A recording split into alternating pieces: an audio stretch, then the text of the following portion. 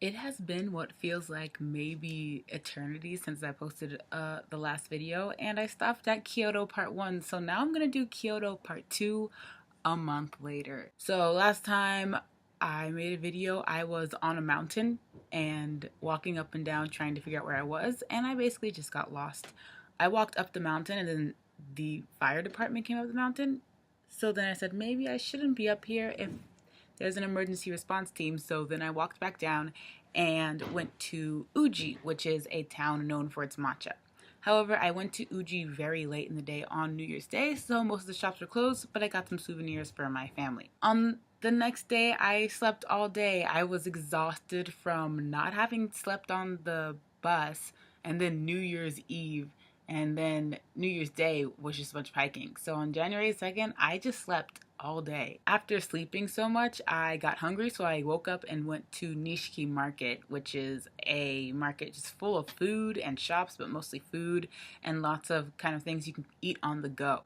So I went there and it was really amazing. It was very crowded, but the roof was this really cool pattern.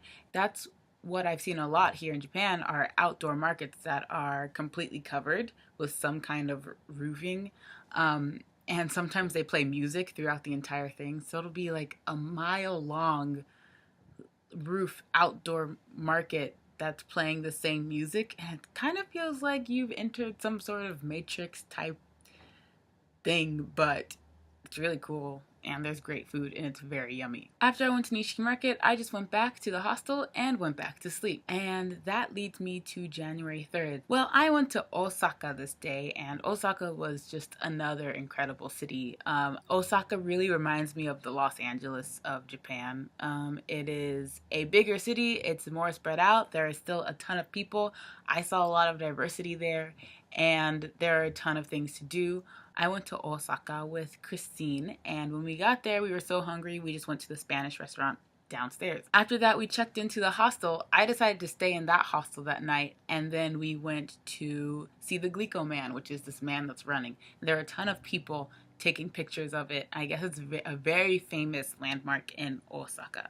But I don't know much about West Japan. After that, we went back to the hostel and had a takoyaki party, and we met 4 Korean people and 1 person from Hong Kong, and we all spoke in this mix of Japanese, Korean, and English, and it was probably the most interesting and educational experience ever because we all were talking to each other and it went back and forth and it was a lot of Google Translate and a lot of talking and it was just a great experience. After the takoyaki party, Christine and I decided to go to a hip hop club that was very popular in Osaka, but it ended up kind of being tragic because there was no one there as it was a Wednesday.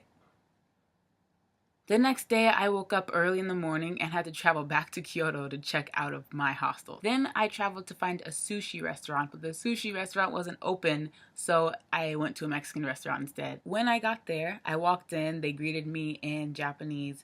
The menu was in Spanish and Japanese and English, and they were playing India Ari, and I was eating tacos and speaking Japanese, and I was like, this is such a culture shock, just as much as Osaka was, but it's exactly what I wanted. After I ate, I headed to Nijo-jo Castle, which is a landmark, one of the World Heritage Sites in Japan, and it was amazing. It was beautiful.